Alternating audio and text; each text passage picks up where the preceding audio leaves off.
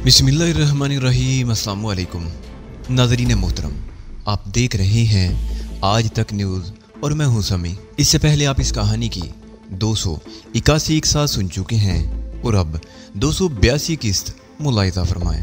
अली यार खान जो तहरीक आज़ादी फ़लस्तीन का सबसे बड़ा अलमबरदार था, अब फ़लस्तीन का मुखालिफ हो चुका था और तहजीब के जज्बाती हिजान की सबसे बड़ी वजह भी यही सानिया थी। मैं लीग वन के साथ कॉन्फ्रेंस हॉल में दाखिल हो गया। कॉन्फ्रेंस हॉल के वस्त में एक बड़ी सी मेज के गिर्द बिछी हुई कुर्सियां खाली पड़ी थी। मेज पर 2 अदद तख्तियां रखी नजर आ रही थी जिन पर मेरे और लीग वन के नाम लिखे हुए थे।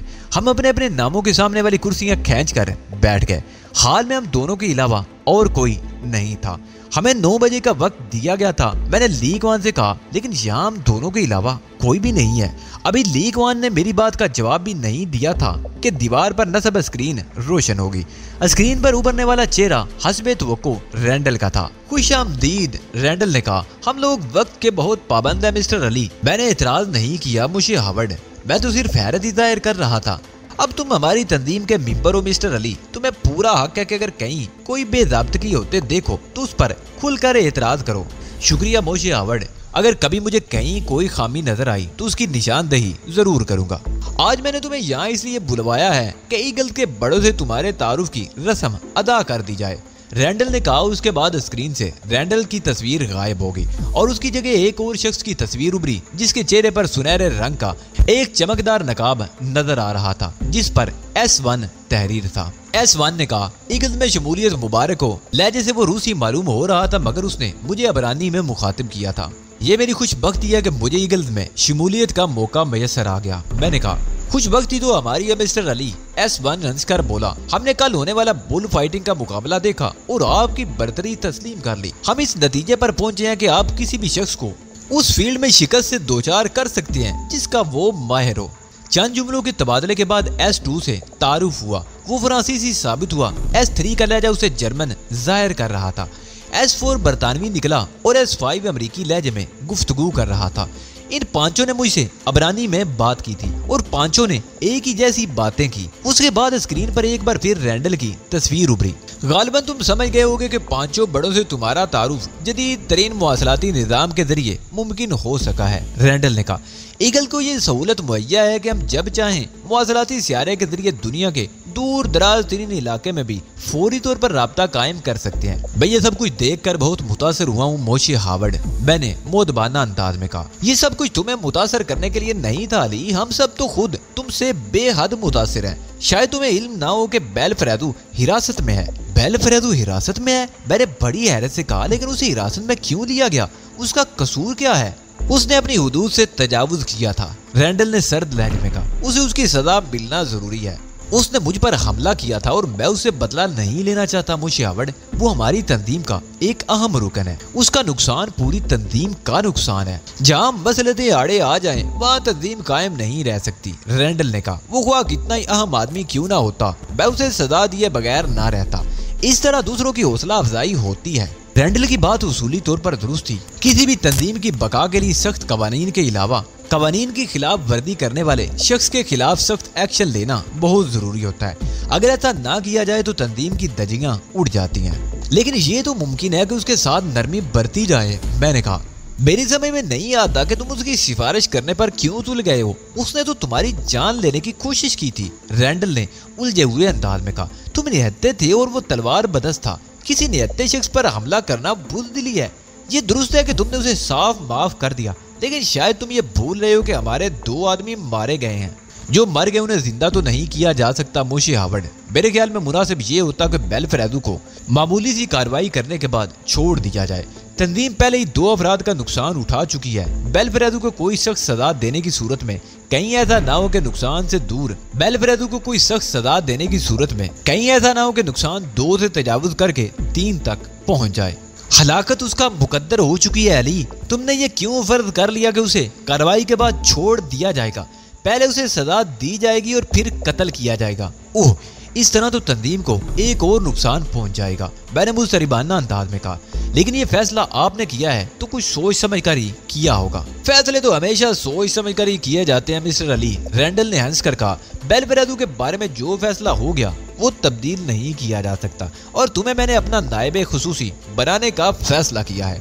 मैं चौंक पड़ा। नहीं मोशे हावर्ड, मैंने कहा, मैं इतने बड़े ओहदे का अहल नहीं हूँ, मुझे तो बस आम कारकुन के तौर पर काम करने दिया जाए। ईगल्स के बड़े से बड़ा ओहदेदार भी आम कारकुन होता है मिस्टर अली। यहाँ किसी भी शख्स को जंक नहीं लगने दिया जाता।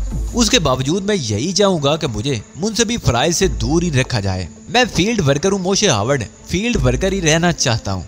ठीक है अली, रैंडल ने एक तवील सांस ली। तुम्हें एक मुहिम सौंपने का फैसला किया गया है। मैंने तंजीम के बड़ों से भी इसकी मंजूरी हासिल कर ली है। ये मेरे लिए खुशखबरी है मोशे हावर्ड। मेरी शदीद ख्वाहिश है कि अब मैं अपने नजरियात के लिए अमली जिद्दोजहद शुरू कर दूं। तुम्हें जो मुहिम सौंपी जाएगी उसे सर अंजाम देने के लिए तुम्हें इस जजीरे से बाहर जाना होगा। रैंडल ने कुछ सोचते हुए कहा, इस जजीरे पर तो कुछ भी नहीं हो सकता। वो तो जाहिर है मोशे हावर्ड, मैंने बड़ी हैरत से कहा। अगर जिंदगी रही तो मुमकिन है मुझे बहुत से ममालिक में मुहिम्मात सर अंजाम देनी पड़े। मसला ये है कि हर मुहिम की अंजाम दही के लिए तुम्हें उन लोगों के दरमियान जाना पड़ेगा जो इसराइलियों और यहूदियों को बुरा भला कहते रहे हैं। इससे क्या फर्क पड़ता है मोशे हावर्ड, मैंने बेपरवाही से कहा। मैं भी इसराइल और यहूदियों के बारे में गलतफहमी का शिकार था। मैं ये कह रहा हूँ कि अब तुम इसराइल के खिलाफ कुछ भी सुन नहीं सकते और तुम्हारी ये कमजोरी तुम्हारी राह की बहुत बड़ी रुकावट। ऐसी तो कोई बात नहीं मोशे, आपको यकीनन कोई गलतफहमी हुई है। मुझे कोई गलतफहमी नहीं हुई अली, तुम्हारा अंदाज़े फिक्र बहुत ज्यादा जज्बाती है। तहजीब और बुढ़ से तुम्हारी झड़प क्यों हुई थी? उनकी बात और है मोशे, वो मेरे साथी हैं। उनकी गुमराही मुझसे बर्दाश्त नहीं होती। दूसरों के नजरियात से मुझे कोई सरोकार नहीं होगा। मैं तो समझा था कि इस मसले पर तुम बहुत ज्यादा जज्बाती हो गए हो और अपनी मुखालफत में एक लफ्ज सुनने के अगर वाकई ऐसी सूरत हाल हो तो मैं नायल करार पा जाऊंगा और कतन नाकारा हो जाऊंगा, क्योंकि मुझे तो यही जाहिर करना पड़ेगा कि मैं उनसे मुत्तफिक हूँ। ठीक है अली, रैंडल ने सर को इस बाती जुम्बश दी। मुझे तुम्हारी तरफ से यही एक खतरा था, लेकिन मैं हैरान भी था। हैरानी किस बात पर थी मोशे हावर्ड? मैंने कहा, तुम तहजीब और बूढ़ की मामूली सी बातों पर आपे से बाहर हो गए थे, जबकि बेलफ्रेजो से मुकाबले के बाद मैंने तुम्हारा फिजिकल चेकअप कराया तो तुम्हारे सिस्टम पर कोई गैर मामूली असर दरियाफ्त नहीं किया जा सका। क्या यह मशीनों का कसूर नहीं हो सकता मोशे हावर्ड? मैंने कहा, नहीं, हमें अपनी मशीनों पर नाज है। इंसान धोखा खा सकता है, इन मशीनों को धोखा नहीं दिया जा सकता। ये ऐसी मशीनें जो इंसान के अंदर रूनुमा होने वाली किसी मामूली से तगैयर की भी निशानदही कर देती हैं। मुझे पहले हैरत थी लेकिन अब नहीं है। तुमने वजाहत कर दी है कि तुम इसराइल के खिलाफ कोई बात सिर्फ अपने साथियों के मुंह से बर्दाश्त नहीं कर सकते, मगर ये हैरत अभी बरकरार है कि बेलफ्रेजो से मुकाबले के बाद तुम नॉर्मल किस तरह थे। ये लीकवान का कमाल है मोशे। मैंने लीकवान की तरफ देखा। लीकवान ने फखरिया दाल में सारी लाया और रैंडल ने कहा, हाँ, हम लीकवान के शुक्रगुजार हैं कि इसने हमें एक अनमोल तोहफा दिया और अब एक तोहफा मैं तुम्हें दे रहा हूँ। तुम्हें एक इंतहाई अहम मुहिम के सिलसिले में जजीरे से बाहर जाना होगा। काम इतना नाजुक है कि तुम्हारे अलावा कोई और इसे सर अंजाम नहीं दे सकता। मैं इस मुहिम के लिए तुम्हें तनहा रवाना नहीं करूंगा, बल्कि तुम्हारे साथ तहजीब बाल्कम एक्स भी होगी। रैंडल की बात सुनकर मेरी खुशी की कोई इंतहा नहीं रही। उसकी बात खत्म होते ही दरवाजा खुला और तहजीब मुस्कुराती हुई अंदर दाखिल हुई। उसने वही लिबास पहन रखा था जिसमें मैं उसे छोड़ कर आया था। मैं आपकी शुक्रगुजार हूँ मोशे हावर्ड कि आपने मुझे इस काबिल समझा। तहजीब ने बड़ी संजीदगी से कहा, मैं आपके एतमाद पर पूरा उतरने की कोशिश करूंगी। ये क्या बकवास है? मैंने इंतहाई इख्तियाल के आलम में कहा, ये लड़की तहजीब नहीं है। तुमने मुझे धोखा देने की कोशिश क्यों की रैंडल? मैं तुम्हारे खिलाफ बगावत का ऐलान करता हूँ। क्या कह रहे हो अली? तहजीब ने मुतैराना लहजे में कहा, मुझे गौर से देखो, मैं तहजीब हूँ। तहजीब माल्कम एक्स जो कड़े से कड़े वक्त में तुम्हारे साथ रही, आज तुम मुझे ही पहचानने से इनकार कर रहे हो। तुम अजाने की मुश्तइल हो गए अली, रैंडल ने नरमी से कहा। तुम हमारी तंजीम में शामिल हो चुके हो और अब तुम्हारी हर शिकायत का अदाला करना हमारा फर्ज है। हमसे बगावत करने की तुम्हें कभी जरूरत नहीं पड़ेगी। मुझे अली से कोई शिकायत नहीं मिस्टर रैंडल, तहजीब ने कहा। नजरियात की तब्दीली के अमल के बाद से मैंने अली में बहुत सी तब्दीलियां महसूस की हैं। जरा जरा सी बात पर मुश्तइल हो जाना भी इन्हीं तब्दीलियों का एक हिस्सा है। आपके मुशाहिदे को चैलेंज करना आसान नहीं है मैडम एक्स, रैंडल नरम लहजे में बोला, लेकिन हमने जो अमल किया है उसके नतीजे में ऐसी किसी तब्दीली का तसव्वुर भी नहीं किया जा सकता। यकीनन इसकी वजह कुछ और होगी। मुझे वजह से कोई गरज नहीं मिस्टर रैंडल, मैं तो अली को पहले जैसी हालत में देखना चाहती हूँ। मुझसे अली की बदली हुई कैफियत नहीं देखी जाती। आपने खुद सुना है कि अब अली ने मुझे पहचानने से भी इनकार कर दिया है। तुमने सुना अली? रैंडल ने कहा। तुम्हारी गैर जिम्मेदाराना बात से मैडम तहजीब के जज्बात को किस कदर ठेस पहुंची है। तुम तो बहुत सोच समझकर गुफ्तगू करने के आदी थे, तुम इतने जल्दबाज किस तरह हो गए? मेरे ऊँटों पर एक तल्ख मुस्कुराहट उभर आई।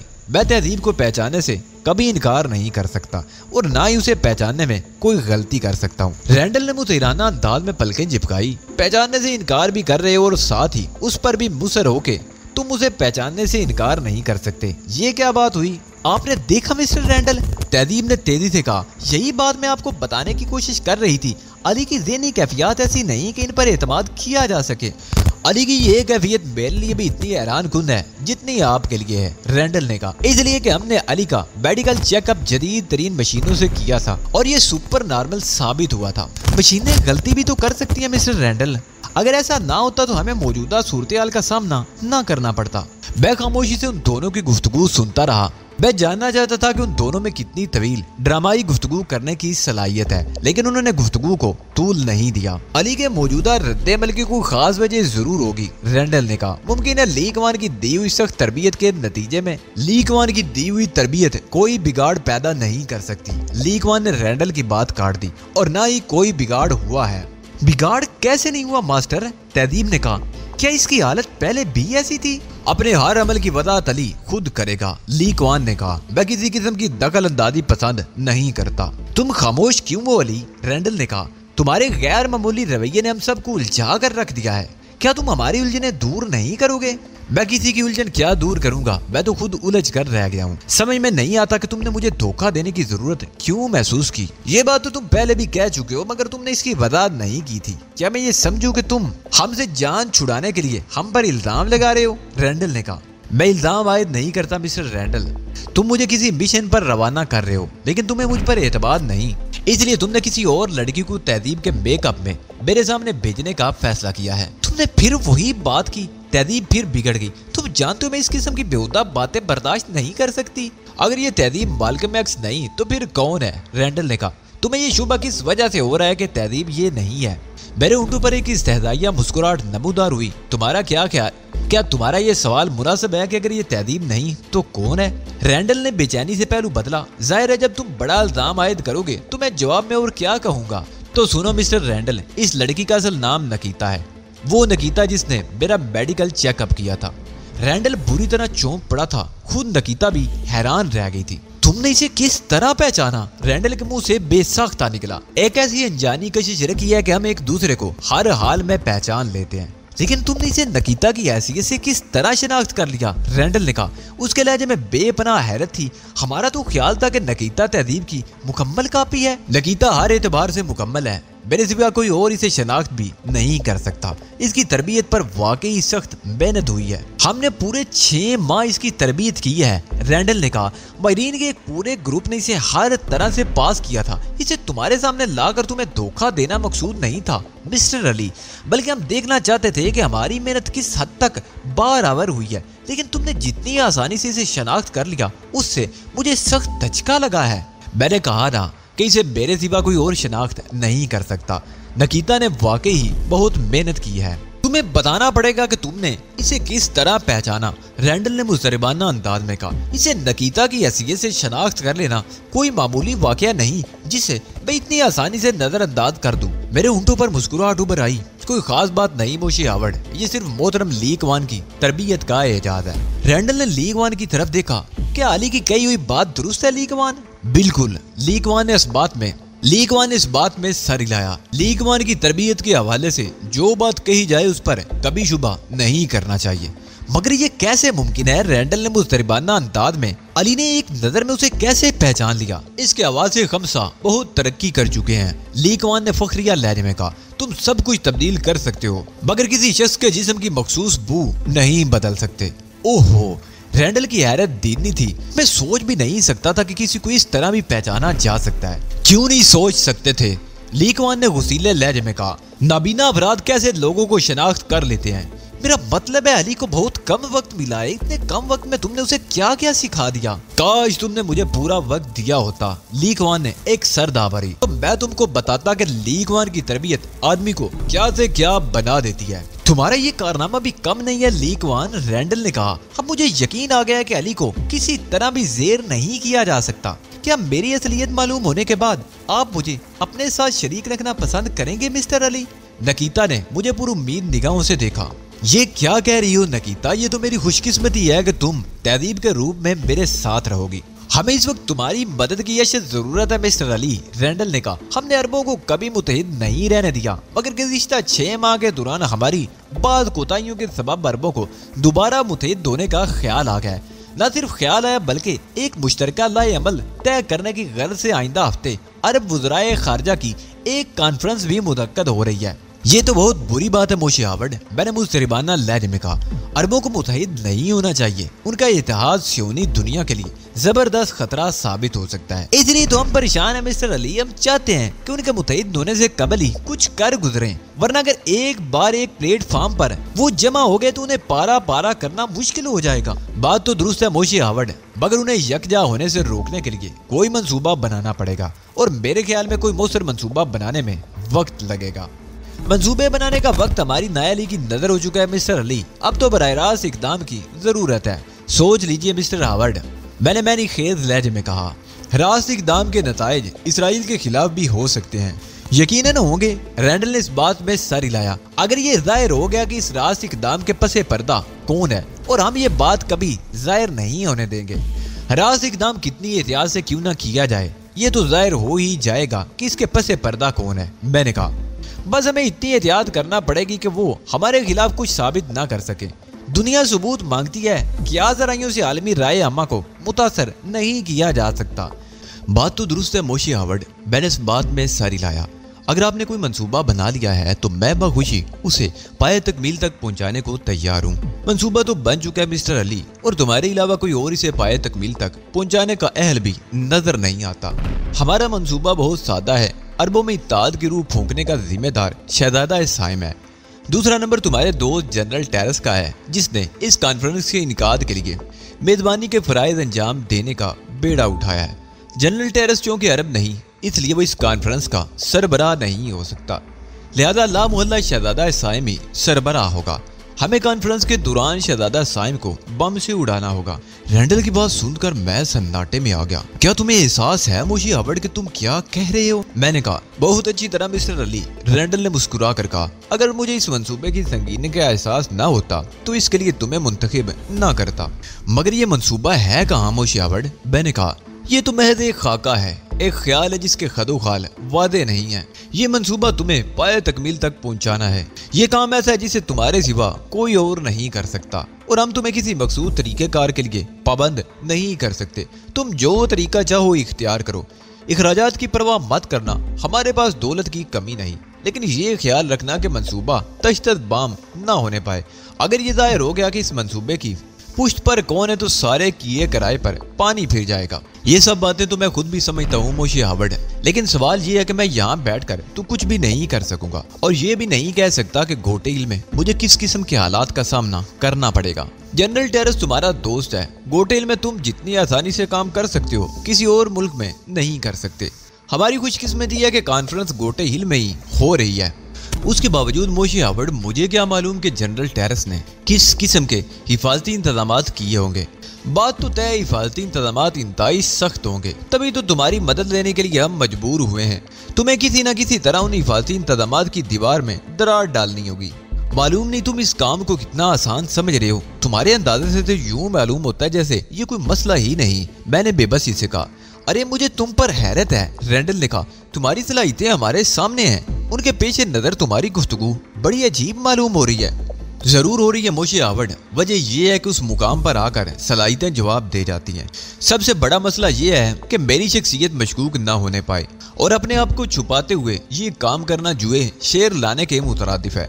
या तो मुझे इजाजत दो कि मैं खुलकर उन लोगों के मुकाबले पर आ जाऊं। अगर मुझे ये इजाजत मिल जाती है तो मैं पूरे कॉन्फ्रेंस हॉल को बम से उड़ा दूंगा। सोच लो अली, रैंडल ने मैंने खेज लहजे में कहा। वहाँ तुम्हारा बहुत अजीज दोस्त जनरल टेरेस भी मौजूद होगा।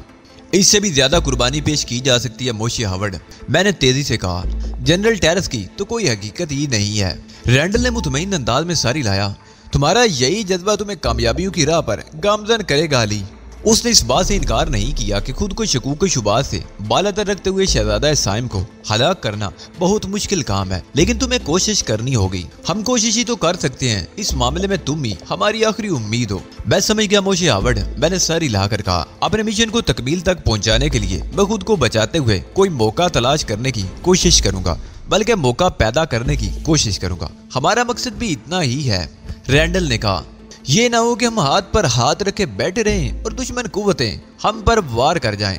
मैं हर मुमकिन कोशिश करूंगा मोशे हावर्ड, मगर साइंस ने इतनी तरक्की कर ली है और साइंसी हालात को शिकस्त देना मेरे बस में नहीं है। अब तो ऐसे हालात ईजाद हो गए हैं जो किसी भी किस्म के असले की निशानदेही कर देते हैं। ये तो कोई मसला नहीं है, रैंडल ने जोशीले अंदाज में कहा। साइंस चाहे जितनी भी तरक्की क्यों ना कर ले, हमसे आगे नहीं निकल सकती।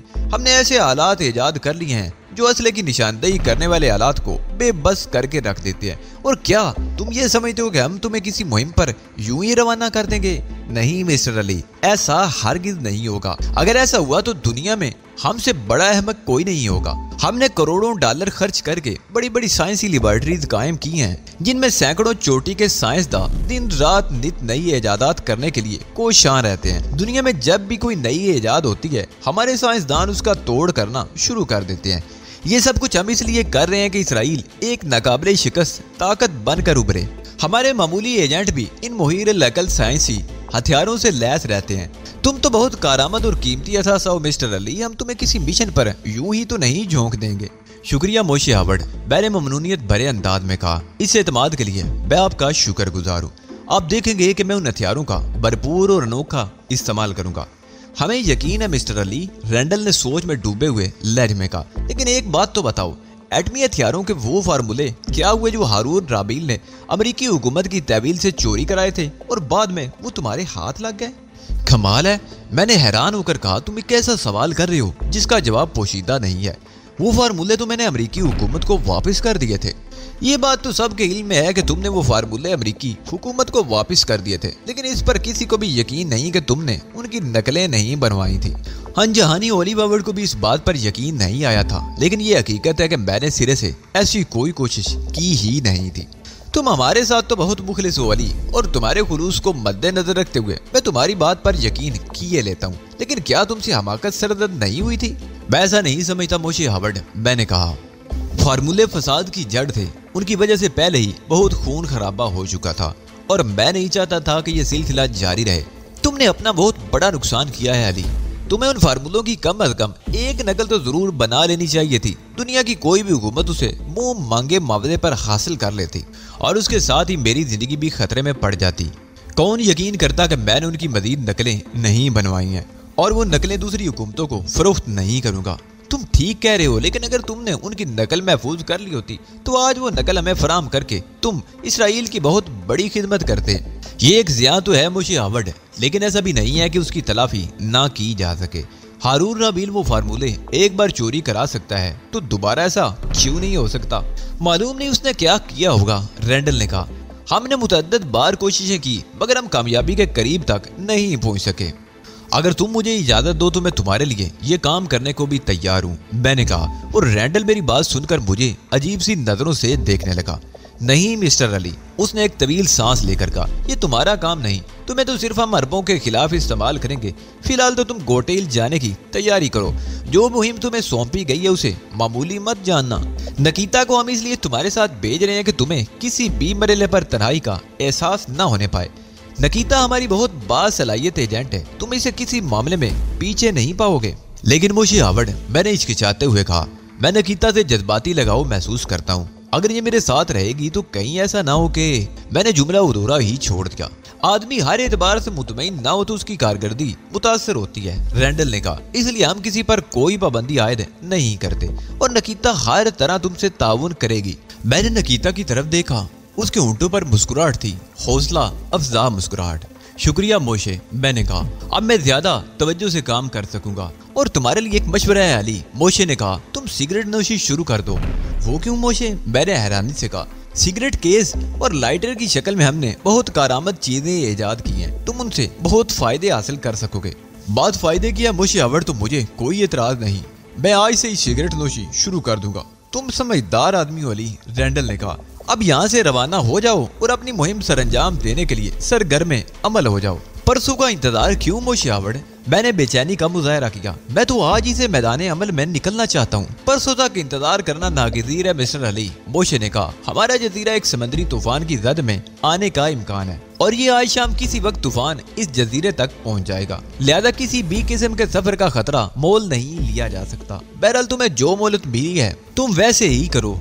नकीता तुम्हारी मातहत है और तुम्हारे हर हुक्म की तामील करना इसके लिए जरूरी है। फिलहाल ये ऐसी चीजें फराहम करेगी तुम्हें जो इस मुहिम में तुम्हारे काम आएंगी।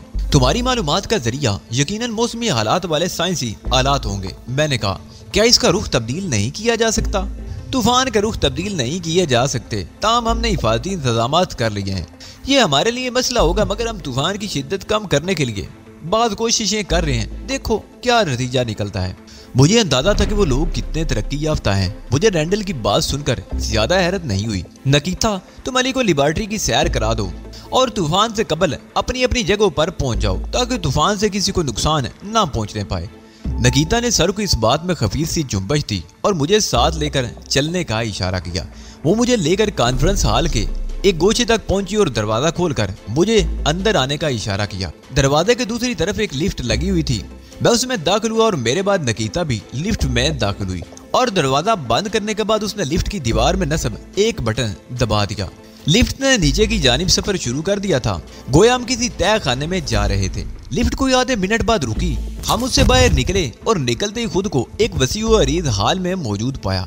ये एक जदीद तरीन साइंसी लेबॉर्ट्री थी जिसमें दीवार के साथ साथ अजीब अजीब किस्म के साइंसी आलात नस्ब थे और मुतअद्दिद अफराद इन मशीनों पर झुके दिखाई दे रहे थे। खुश आमदीद मिस्टर अली, एक तवीलुल कामत दुबले पतले शख्स ने मेरी तरफ बढ़ते हुए कहा। मुझे हर्बर्ट कहते हैं, डॉक्टर हर्बर्ट। मैं यहाँ का इंचार्ज हूँ।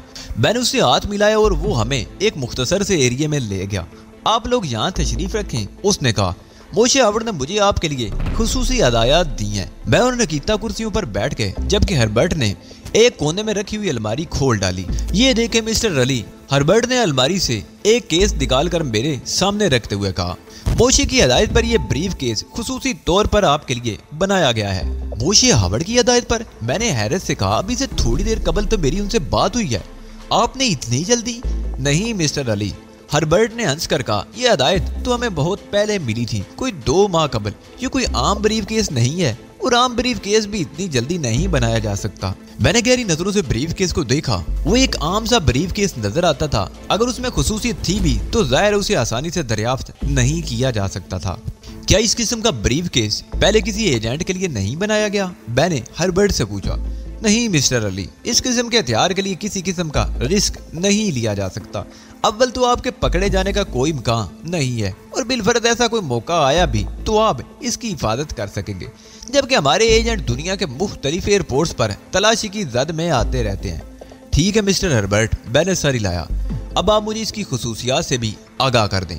इसके ब्राउन कवर के नीचे बारीक तारों के एक जाल बिछा हुआ है मिस्टर अली, जिससे काम लेने के लिए आपको पूरा तरीकाकार समझना पड़ेगा। हर्बर्ट ने अपनी जेब से रंगीन शीशों वाला एक चश्मा निकालकर मेरी तरफ बढ़ाया। ये चश्मा लगा लीजिए मिस्टर अली, ताकि इस ब्रीफ केस के इसरार आप पर पूरी तरह खुल सके। मैंने कुछ कहे बगैर हर्बर्ट से चश्मा लेकर अपनी आंखों पर लगा लिया। हर्बर्ट ने भी इस किस्म का चश्मा लगा रखा था। आप देख रहे हैं कि ये नंबरों की मखसूस तरतीब से खुलने वाला ब्रीफ केस है, हर्बर्ट ने कहा। आप इसे जिस नंबर पर चाहें सेट कर सकते हैं।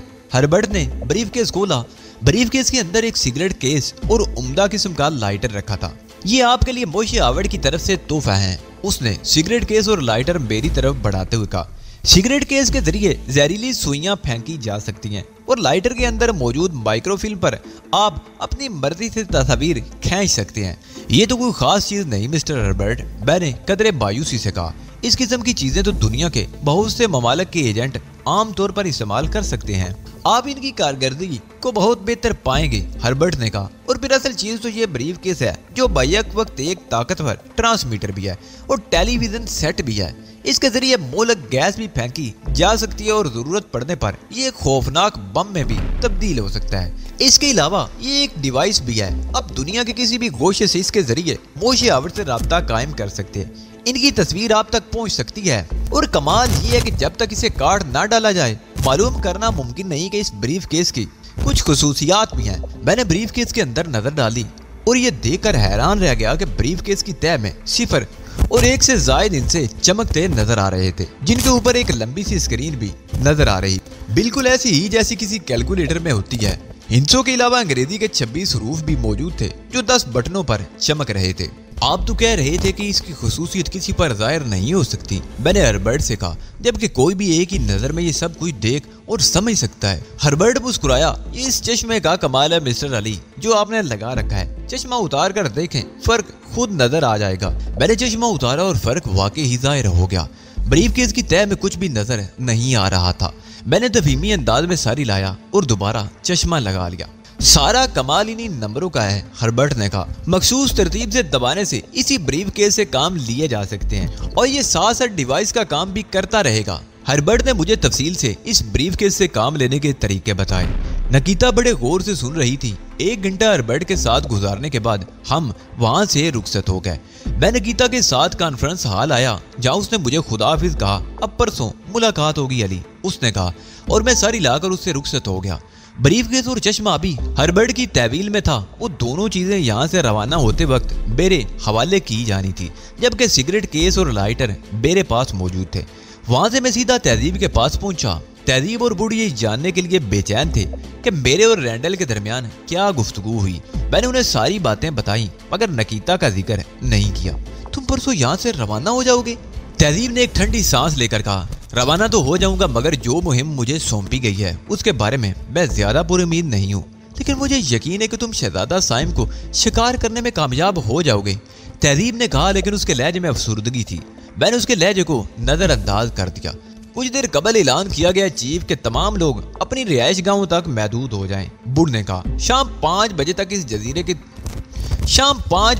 जजीरे के तूफान की जद में आने का खतरा है। बज़ाहिर तो तूफान की आमद के कोई आसार नहीं। मैंने सिगरेट केस से एक सिगरेट निकाल कर सुलगाई, लेकिन एहतियात अच्छी चीज है।